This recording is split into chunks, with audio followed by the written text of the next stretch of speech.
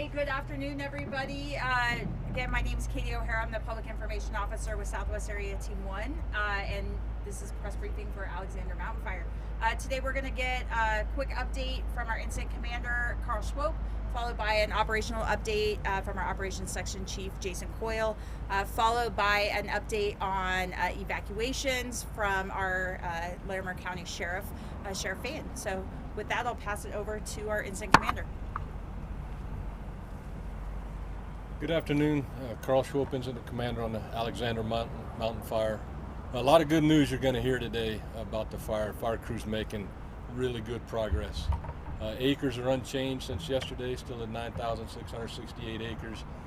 Percent containment is going to go up to 54%, and no new structures damaged. Yesterday you heard one of the challenges we had in the southwest corner. Fire crews being who they are, they made quick work of that. Put in some containment line and some really steep country, got that done, and then worked on mopping up and securing that line today. So with all of those successes, things are looking really good on the fire, and you're going to hear a lot more of that. So appreciate everybody, and we'll see you tomorrow. Hi, good afternoon. Jason Coyle, Operations Section Chief for Southwest Area Team 1. So I'll start up at the top center of the fire and at Jug Gulch. So we're the top middle of the fire. There, back to the east. Yesterday I talked about the crews that are in there working to control that portion of the line. They're almost all the way tied in to that western point. And then the whole eastern side of the fire is controlled. The edge of the fire is going to be black on the map. That's part of what Carl was talking that added to that containment. And we're still going to have a patrol in there just to make sure that nothing rolls out from interior of the fire on those steep slopes and gets out there. But there, and then all the way along Highway 34, all the way to Midway, all that's going to be showed as contained. Again, we'll still have a presence in there, but the fire's not going to move out of that area.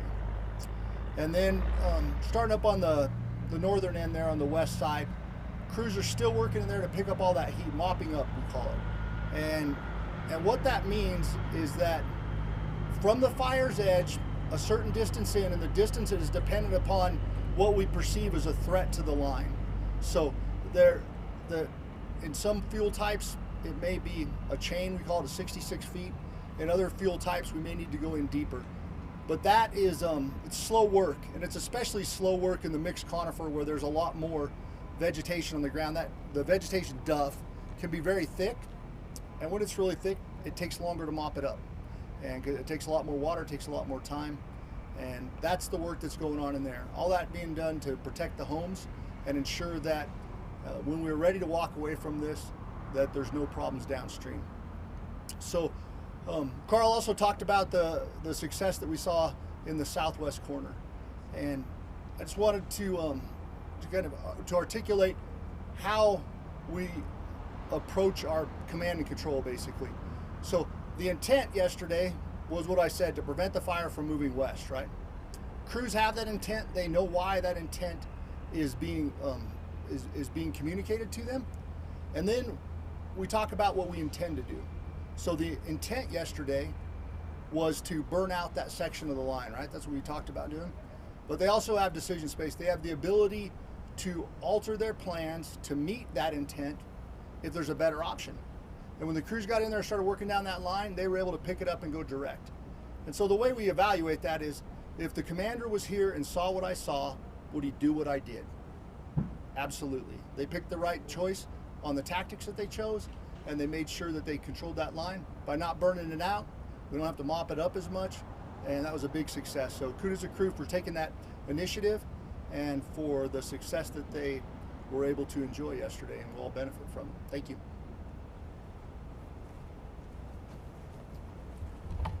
Hello, I'm Larimer County Sheriff John Fan. So I have a couple of things I want to talk with you about this afternoon.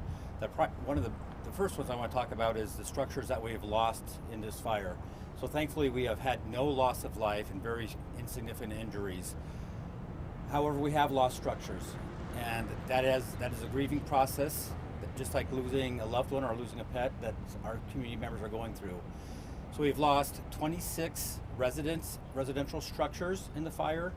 We've had 4 with some minor damage and 21 outbuildings, so barns, sheds, those kinds of things. And again, we have notified each one of those individuals who have lost a structure personally, and we have offered our resources, our condolences, our thoughts and our prayers to them as they go through this process. On to some other things. So evacuations here, because the amazing work that Southwest Team 1 has done and the hundreds and hundreds of people who have been here since day one, we've lifted a significant number of our evacuations. So basically any place that was a voluntary evacuation area, we've lifted that completely. Most of the places that are mandatory evacuation areas have gone to voluntary at this time. We do have a couple of hard closures that will still exist and will be in place for a little while. So we have moved our hard closure roadblocks back to the dam store at Highway 34 and the mouth of the canyon. There's also a hard closure at just above Waltonia Canyon on Highway 34. So if you're coming from Estes Park and you're heading towards Loveland, you'll only get about a third of the way down before we turn you around. You cannot get into Waltonia Canyon from where the roadblock is. And we also have a hard closure still on Cedar Park and the Storm Mountain area. Our plan tomorrow is we have started is to start letting residents who live in the lower part of the canyon, so basically from the dam store to Idlewild Lane back into their residences, but only residents.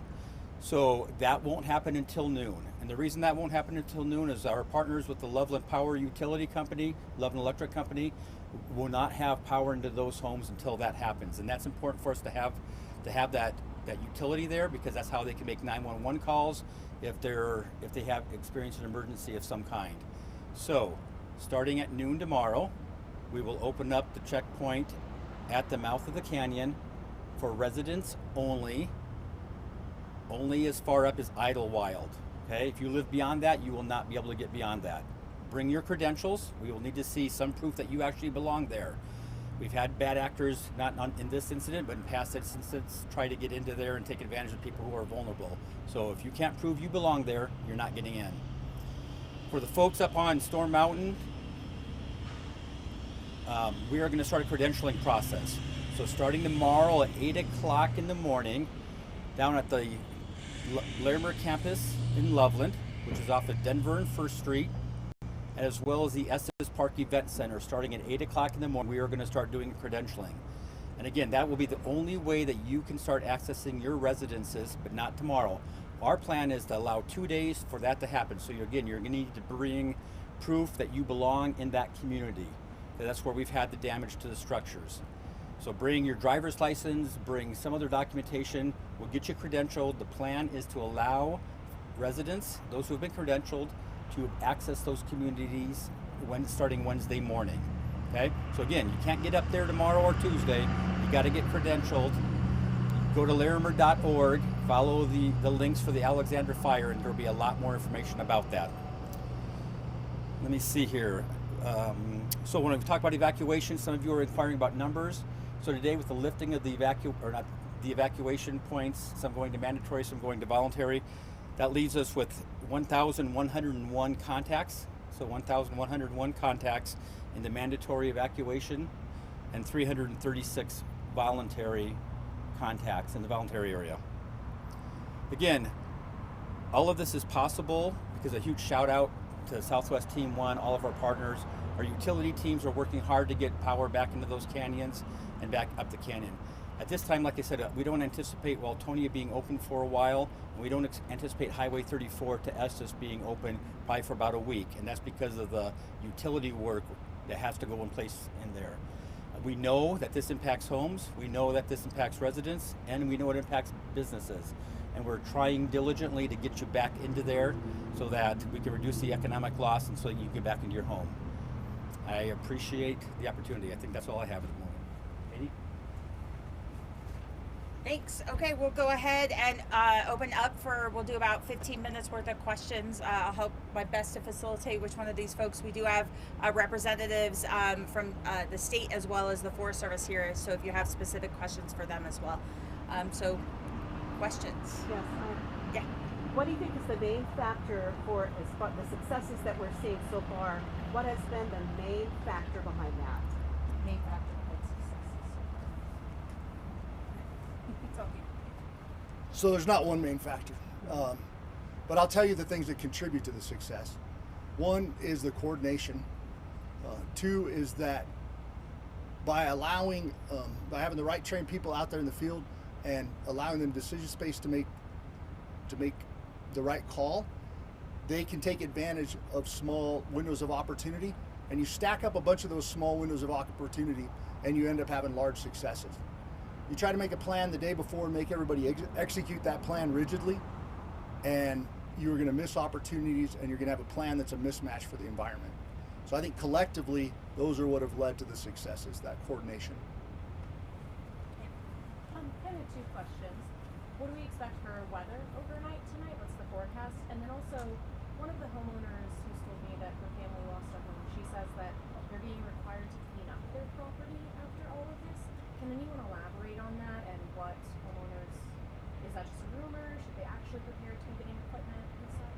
So we'll start with the first question is talking about weather overnight, and then we'll bounce to the cleanup efforts. Yeah, what we're seeing for weather is a chance of thunderstorms, but the thunderstorms today are mostly going to be dry thunderstorms, not a lot of precip, and that'll continue tonight into tomorrow. But then as we move in later into the week, the thunderstorms should have more precipitation with them. Chances of wetting rain, quarter inch or better as we get closer to Thursday. And unfortunately, I can't speak to the veracity of the information you've received. That's outside my scope. Oftentimes, our Office of Emergency Management helps with recovery efforts, both for the environment as well as for residences. So, them having to clean up their own property, I just don't know. Thank you. Or sorry. Yeah, kind of have two questions here. I know yesterday when we talked, there was a damage assessment team that had just come back. They said they still had 2 roads to be able to go through. Were they able to get those 2 roads and see if any structures had been impacted? And then also on the investigation side of things, I know our forensics team was able to get up there yesterday as well. Are there any updates in regards to the potential cause? Damage assessment first? Okay. Sure. So the damage assessment teams were able to do their surveys and complete them. As far as we know, every structure that's been damaged or destroyed, we've accounted for. Now, that's pretty high probability. If there's one hiding back there somewhere that we weren't aware of, then we don't know that, but everyone that we're aware of, we've contacted and accounted for. Sheriff, do you want to talk about the... Sure. Okay. So, in regards to the investigation, I know Forest Service investigators as well as Sheriff's Office investigators were up at the point of origin yesterday and as well as today. There is, at this point, I don't know the results of what they found today. I know, so for me to speak about it would be just giving you speculation, and I don't know for sure. I know they were looking at a variety of things. There was sign of human activity, but you also had 5 lightning strikes in the area around the same time. So to tell you what the results were, but I will tell you that we, as we do in every investigation, we will let the evidence lead us rather than making the evidence fit our narrative. Okay? Yeah. So a lot of the evacuation orders have been lifted, but is there a timeline for whenever the next one follows? Do you have a timeline for the next level of evacuations, and then you think those might be lifted? So the only places where you can't get into right now is going to be the Big Thompson Canyon at this moment, from the dam store through Drake up into Waltonia, and then Cedar Park and Storm Mountain. We plan on giving the residents in the lower part of the canyon from the dam store to Idlewild a couple of days where it's just them, and there's still a lot of fire activity going on in the area, to make their assessments, clean out their houses. Dumpsters have been dropped along Highway 34 because there's going to be a lot of food spoilage. And so we're going to give them a couple of days to deal with that before we open up that lower part of the canyon. The part from Idlewild to Waltonia will remain closed until we can get the utility work done, so about a week, because we want folks to be able to go into the residences when they have power, so that they can call 911 if they have emergency. So we're estimating, and it's just an estimate right now, that perhaps a week from tomorrow we'll be able to open up Highway 34 the whole way. The Cedar Park, Storm Mountain, that will be a little bit of a longer process because there has been lost the structures. Again, we're going to do the credentialing starting tomorrow. We'll allow residents only in starting at 8 o'clock on Wednesday morning.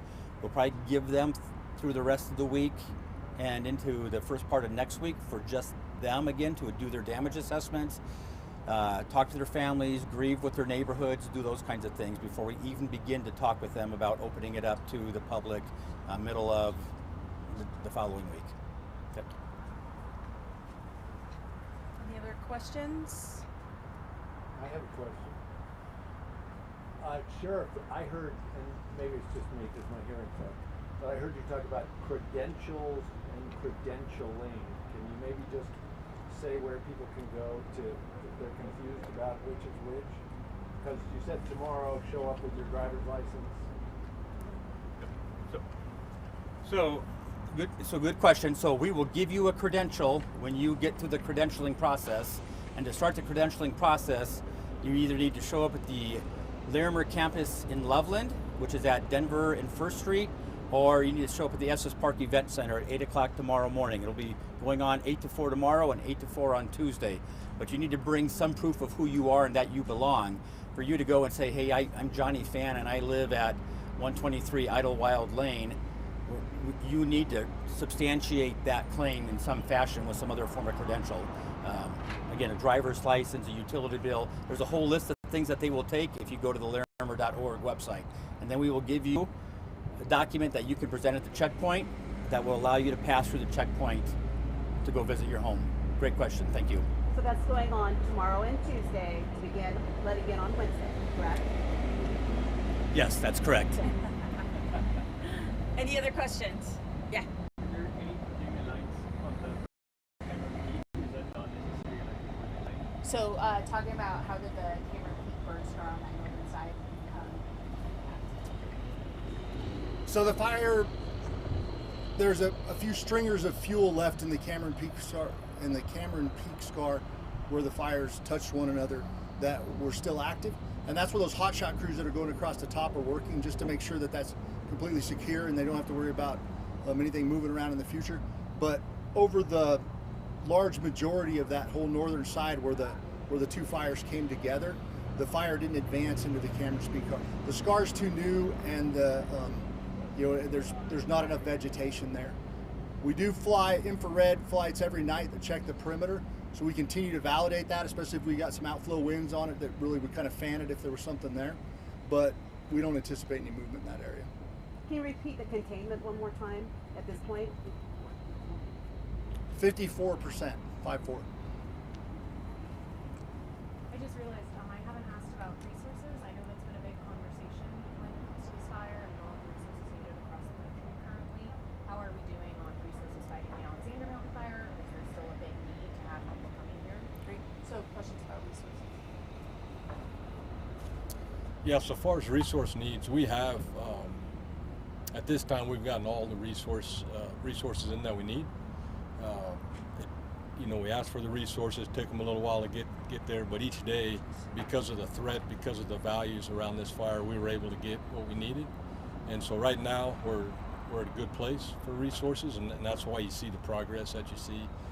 Just a lot of good folks doing a lot of hard work. And then, so now, as we start gaining containment, now there's other fires that need our resources. So here in a few days, it'll probably be a reverse. We're going to start releasing resources, and they can go start to other priority fires. We're always going to maintain what we need to make sure that this fire doesn't rekindle or start to move again, and we can finish the job. So we'll always make sure we have what we need. How many firefighters on the ground right now? The last report is 508. As of this time, I don't have today's numbers, but it'll be right around the same as yesterday. Any other questions?